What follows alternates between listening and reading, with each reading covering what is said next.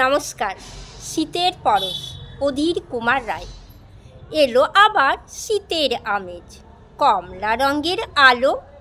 সকালবেলায় সূর্যি মামা দেখায় ভীষণ ভালো। ফুলকপি আর পালং শাক বাজার করে মাত। ভোরের মোরগ ডাক দিয়ে যায়, ঘুমায় সারা রাত। কমলা লেবুর মিষ্টি রস, খেজুর গুড়ের পিঠে, বাগান ভরা ফুলের সুবাস, কুলের স্বাদ মিঠে। এবার তুমি পুরী যাবে নাকি পাহাড় উঠি? বনভোজনে মৎস্য খাবে, আঁশ ছাড়াবে বটি। যাত্রা হবে পুবের মাঠে, আলো জ্বলবে রাতে।